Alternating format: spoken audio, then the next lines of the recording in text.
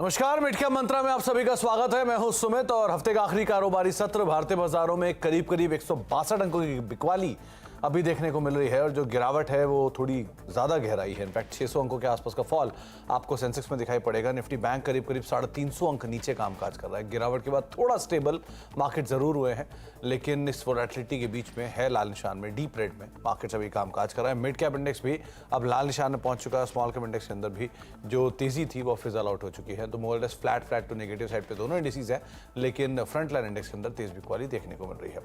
कई सारी खबरें, कई सारे स्टॉक्स जिनके ऊपर चर्चा होगी, लेकिन पहले रुख कर लेते हैं हेडलाइंस का। कमजोर ग्लोबल संकेतों से भारतीय बाजारों में भी दबाव। निफ्टी करीब 150 अंक नीचे, बैंक निफ्टी में 350 अंक की गिरावट, लेकिन मिड कैप स्मॉल कैप में कमजोरी थोड़ी कम। Q4 अपडेट के बाद मेट्रोपोलिस में रौनक, शेयर करीब 5% उछाल के साथ बना वायदा का टॉप गेनर। साथ ही डॉक्टर लाल पैथ लैब में भी करीब 3% की तेजी। टेलीकॉम और ब्रॉडबैंड सर्विस देने वाली भारतीय हेक्साकॉम की दमदार लिस्टिंग, करीब 33% प्रीमियम के साथ 755 रुपए पर हुआ लिस्ट। सीएनबीसी आवास की खबर पर लगी मोहर। वोडाफोन ने 18,000 करोड़ के एफपीओ का किया ऐलान। 10 से 11 रुपए के बीच प्राइस बैंड संभव। 18 अप्रैल को खुलेगा इशू, 22 अप्रैल तक लगा सकेंगे पैसे। और आज आएंगे आईटी दिग्गज टीसीएस के चौथी तिमाही के नतीजों में पहले टीसीएस में सुस्त कारोबार। अनुमान के मुताबिक 1.5% बढ़ सकता है डॉलर रेवेन्यू और कांस्टेंट करेंसी ग्रोथ। वहीं मार्जिन पर भी दिख सकता है सुधार। सोने चांदी में नए रिकॉर्ड का सिलसिला कायम। M6 पर सोना 1100 रुपए चढ़कर पहुंचा 73,000 के पास। चांदी भी 1500 रुपए और चमकी अब 1 किलो चांदी के देने होंगे 84,500 रुपए। तो भारतीय बाजारों के अंदर जो फर्स्ट हाफ में इंटेंसिटी ऑफ फॉल था वो उतना नहीं था जितना सेकंड हाफ के अंदर ज्यादा बढ़ता हुआ दिखाई पड़ा है। अब बिकवाली मार्केट्स में तेज है और करीब 150 अंक नीचे निफ्टी है।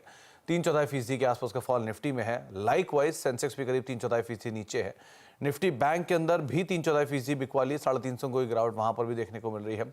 मिड कैप कुछ देर पहले तक हरे निशान में था, स्मॉल कैप आधा % ऊपर था।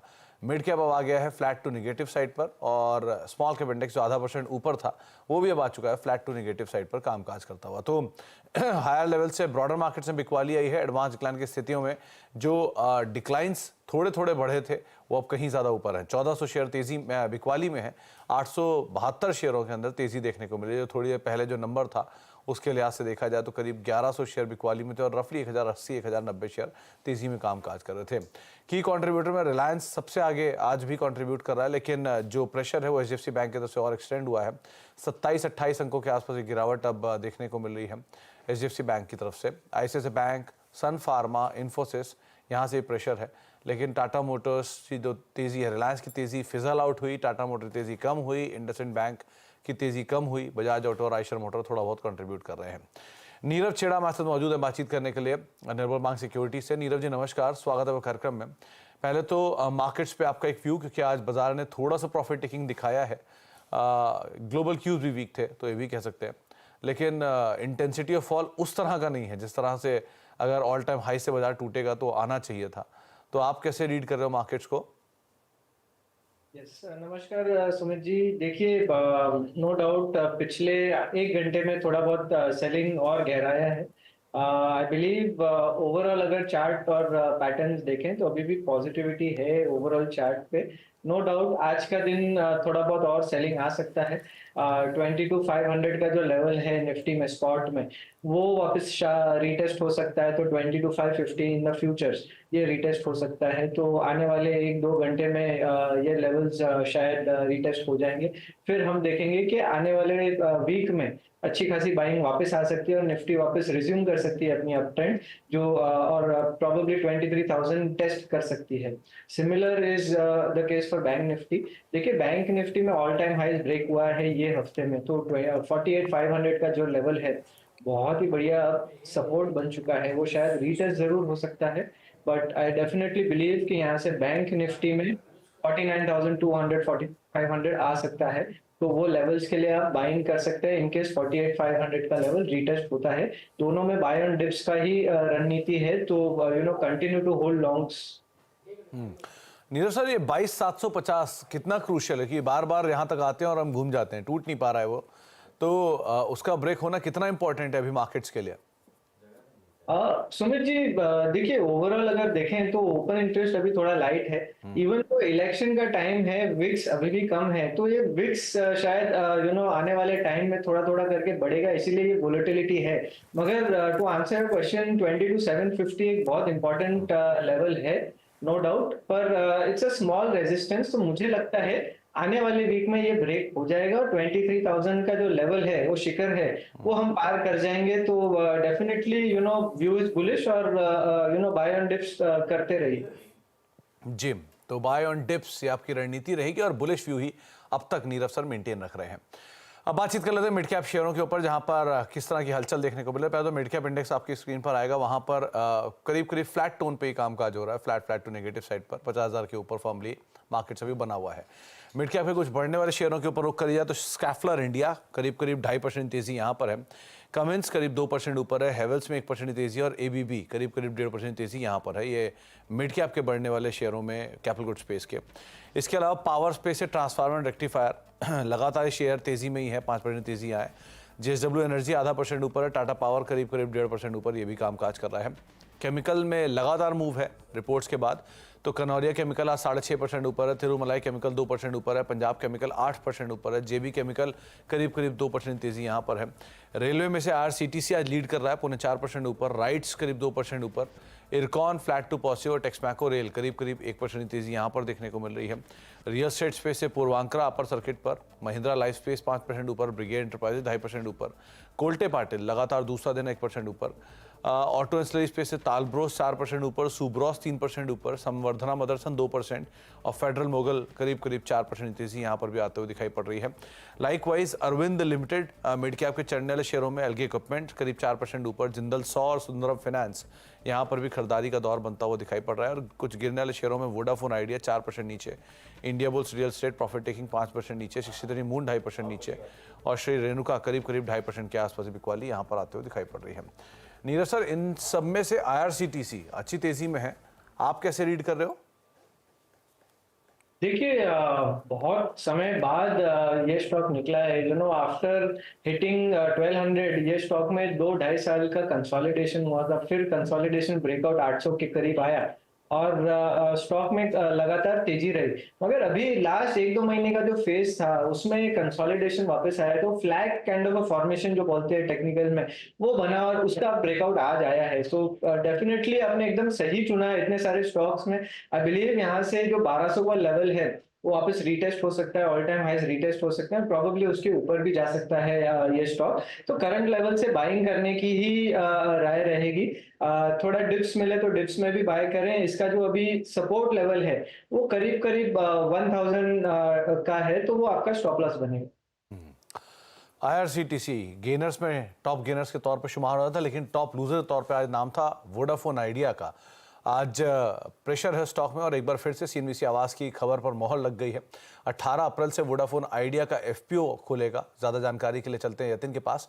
यतिन, सबसे पहले आपने खबर ब्रेक की थी और आज ये खबर का कंफर्मेशन भी हो गया है, 5% की बिकवाली है वोडाफोन आइडिया में, क्या डिटेल?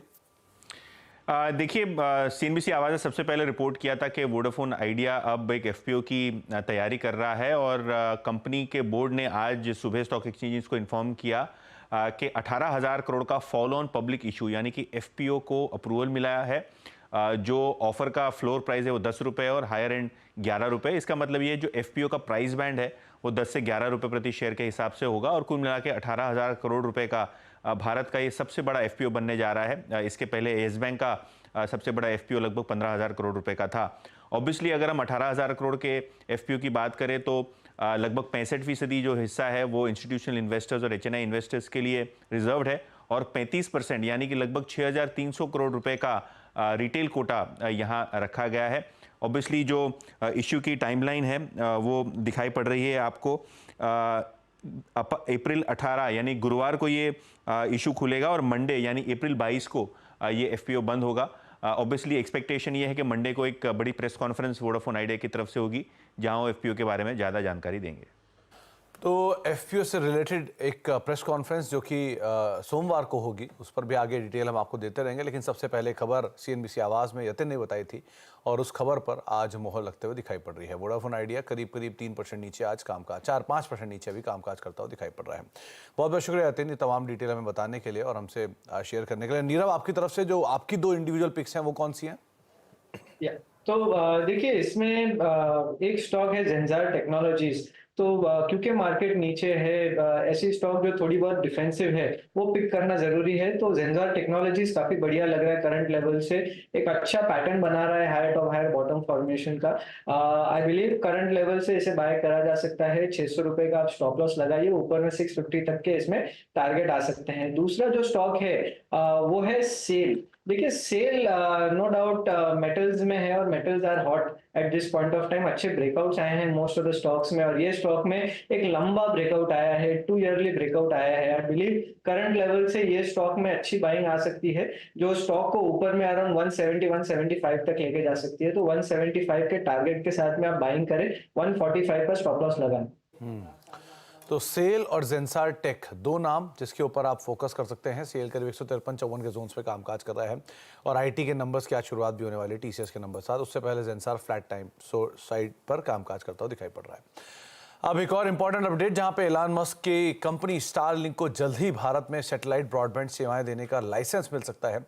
सूत्रों के मुताबिक मस्क की भारत आने की घोषणा के बाद दूरसंचार विभाग ने कंपनी को लाइसेंस देने की प्रक्रिया तेज कर दी है। इस खबर पर और ज़्यादा डिटेल के लिए हमारे साथ असीम मनचंदा मौजूद भी हैं। असीम, इंपॉर्टेंट अपडेट है, एक तो बड़े टाइप्स की बातचीत भी है और एलन का इंडिया में आना अपने आप में एक बड़ा गेम चेंजर भी हो सकता है, अलग अलग सेक्टर सब सेक्टर्स को लेकर। क्या डिटेल है आपके पास? अजी सुमित, सही कहा आपने। एलन मस्क का भारत में आना एक बड़ा गेम चेंजर हो सकता है, खासतौर पे कि जो एलन मस्क की जो स्टारलिंक कंपनी है वो भारत में सैटेलाइट ब्रॉडबैंड सर्विसेज देना चाहती है, लेकिन उसके पास अभी तक लाइसेंस नहीं है। अक्टूबर 2022 में कंपनी ने इसके लाइसेंस के लिए आवेदन किया था, लेकिन सरकार और कंपनी के बीच में कई दौर की बातचीत हो चुकी है, लेकिन अब तक सरकार ने कंपनी को लाइसेंस नहीं दिया और इसको ठंडे बस्ते के अंदर डाल दिया था। लेकिन अब एलन मस्क ने बुधवार को ही घोषणा की कि वो जल्दी भारत आएंगे और प्रधानमंत्री नरेंद्र मोदी से मिलेंगे। तो दूरसंचार विभाग ने कंपनी को लाइसेंस देने की प्रक्रिया में काफी तेजी कर दी है। जो मैं सूत्र बता रहे हैं कि कंपनी को जल्दी ही लेटर ऑफ इंटेंट दिया जा सकता है और अगले 10 दिन के अंदर ही कंपनी को लाइसेंस दिया जा सकता है। कंपनी को इसके साथ साथ ट्रायल स्पेक्ट्रम भी दिया जाएगा। कंपनी अपने ट्रायल की शुरुआत कर सकती है और एक बार कंपनी को अगर लाइसेंस मिल जाता है तो कंपनी एडवांस बुकिंग भी सैटेलाइट ब्रॉडबैंड सर्विसेज की ले पाएगी। तो अगले 10 दिन काफी अहम होंगे कंपनी के लिए, जिसके अंदर कंपनी को लाइसेंस मिल सकता है। तो अगले 10 दिन इंपॉर्टेंट रहेंगे इस लिहाज से भी, और 21 तारीख से 29 तारीख के बीच में कहीं एलन मस्क भी आएंगे, तो इस लिहाज से भी अगले 10 दिन वैसे भी इंपॉर्टेंट है। तो आप इस पूरे अपडेट्स के ऊपर नज़र बना के रखेंगे। एक ब्रेक का वक्त हो गया, ब्रेक के बाद लौटते हैं। नीरव हमारे साथ मौजूद रहेंगे, कुछ और शेयर भी हैं उन पर भी हम बातचीत करेंगे और कुछ और अपडेट्स भी हैं उन पर भी चर्चा करते हैं। छोटे ब्रेक के उस तरफ और निफ्टी करीब 182 अंक नीचे है, सेंसेक्स करीब 560 अंक नीचे और 364 अंकों की गिरावट निफ्टी बैंक में है। ज़्यादा इंटरेस्टिंग पार्ट अगर आपको देखना है तो वो है mid cap small cap. Mid cap करीब फ्लैट टू नेगेटिव और स्मॉल कैप भी फ्लैट टू नेगेटिव साइड पे कामकाज कर रहा है, लेकिन आज प्रेशर जो है वो फ्रंटलाइन इंडेक्स के अंदर आपको ज़्यादा दिखाई पड़ेगा। अब देश चुनावी खुमार में डूब गया है और इसी रंग में सीएनबीसी आवाज़ का भी सराबोर है। सीएनबीसी आवाज़ की हमेशा से कोशिश रही है कि देश में कोई भी रंग चढ़ा हो, आपको हर कीमत पर फ़ायदा कराना चाहिए। इसी सोच के साथ हम लेकर आए हैं इलेक्शन स्टॉक्स, यानी कि इलेक्शन स्टॉक्स में हमारी कोशिश ये रहेगी कि आप ज़्यादा से ज़्यादा वो शेयर बताने की कोशिश करें जो आप चुनाव से पहले सौदे बनाएं और नई सरकार में बड़ी कमाई के मौके बने। इसी कड़ी में आज जानते हैं मानस और पार्थिव के 2 इलेक्शन पिक्स।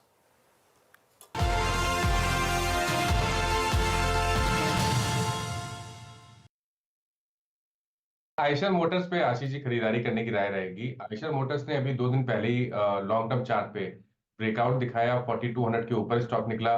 वॉल्यूम्स काफी बेहतर दिख रहे हैं और पिछले 2 दिनों से अगर आप देखें तो उस ब्रेकआउट लेवल के ऊपर स्टॉक ट्रेड कर रहा है। तो आई थिंक नई रैली देखने को मिल सकती है। इसलिए अब करंट लेवल से लेकर कभी भी कोई टिप मिले तो 4200 तक आपको खरीदारी करके चलनी है। 4300 से 4200 एक बहुत ही बढ़िया रेंज है जहां पर आप आयशर मोटर्स में खरीदारी कर सकते हैं पोजिशनली। आपके जो स्टॉप लॉसेस रहेंगे वो 4000 के नीचे लगाइए, 4000 के जस्ट नीचे अपना स्टॉप लॉस लगा के रखिए। टारगेट लेकिन 4750 तक के हो सकते हैं। तो इस नजरिए से आयशर मोटर्स पे खरीदारी करने की राय रहेगी। मुझे लगता है कि बैंक ऑफ बड़ौदा एक ऐसा लार्ज कैप पीएसयू है। It is the third largest public sector bank. Asset की साइज की बात करूं तो 7.5 लाख करोड़ की एसेट्स है। और सबसे कंफर्टिंग बात यह है कि यहाँ पे जो वैल्यूएशन है around 1.2 1.3 times forward price to book multiple पे FY25 बेसिस पे। सरप्राइजिंग बात यह है कि छोटे स्मॉल कैप और मिड कैप पीएसयूज, इससे जो छोटी साइज की पीएसयू बैंक है वो भी अभी 2 times forward price to book multiple पे कोट हो रहा है, जो ज्यादा एक्सपेंसिव है। लेकिन यहाँ पे I think bank of Baroda valuation बहुत अच्छे है। कैपिटल एडिक्वेसी की बात करूँ तो ऑलमोस्ट 15.25% है। नेट इंटरेस्ट मार्जिन भी काफी स्ट्रॉन्ग है, 3.23%। डिपॉजिट का जो वरी रहता है वहां पे भी ये बैंक ने काफी शानदार परफॉर्मेंस किया है। मुझे लग रहा है कि आई थिंक पोस्ट इलेक्शंस जो भी सरकार आएगी I think will want such well capitalised large cap public sector banks to disburse into priority sectors जैसे कि रेन्यूएबल है, जैसे कि इंडस्ट्रीज है, एग्रीकल्चर है। तो मुझे लग रहा है अंडर राइटिंग स्टैंडर्ड्स काफी इंप्रूव हो चुके हैं पब्लिक सेक्टर बैंक्स के। तो कोई रीजन नहीं बनता कि इस तरह की फ्रंटलाइन पीएसयू बैंक दूसरे पीयर्स के अंडर अंडर वैल्यूड है। काफी 20 to 30% डिस्काउंट पे चल रही है एज कम्पेयर टू दूसरे पीयर्स पे। रिसेंटली एसबीआई भी रीरेट हुआ। तो मुझे लग रहा है कि इलेक्शन के बाद भी और लॉन्ग टर्म के लिहाज से भी मुझे लग रहा है कि बैंक ऑफ बड़ौदा जैसी बैंक आई थिंक इन्वेस्टर्स के पोर्टफोलियो में रहनी चाहिए। तो बैंक ऑफ बड़ौदा जिसके ऊपर आप बेट कर सकते हैं, और आयशर मोटर, दो नाम जो कि आपको हमारे अलग अलग जानकारों ने बताए हैं चुनाव से रिलेटेड। अब वक्त है खिलाड़ी नंबर 1 के अपडेट का। इस हफ्ते 3 हफ्ते के जो विजेता हैं वो पार्टिसिपेट कर रहे हैं। एलकेपी सिक्योरिटी के रूपक डे, एंजल वन के समित चौहान और शेर खान भाई BNP पारेबा के जतिन गेडिया के बीच मुकाबला है। और जो सिचुएशंस हैं वो आप देख लीजिए। पहले तो इन तीनों के जो रिटर्न है उसमें जतिन लीड कर रहे हैं पूरे हफ्ते से ही, करीब 6.5% का पॉजिटिव रिटर्न है। रूपक का -12% का नेगेटिव रिटर्न और समित का करीब करीब -1% का नेगेटिव रिटर्न। जतिन सो फार पूरे हफ्ते ही लीड करते हुए इनफैक्ट वो दिखाई पड़े हैं। मिड कैप मंत्रा में इतना ही, लेकिन अब नो योर कंपनी में आज हम बातचीत करेंगे रेट गेन ट्रैवल टेक्नोलॉजीज के CMD भानु चोपड़ा से। विस्तार योजनाओं को लेकर, इनबाउंड ट्रैवल को लेकर, एक्सपेंशन प्लान्स को लेकर, इन सब पे बातचीत होगी छोटे से ब्रेक के उस तरफ।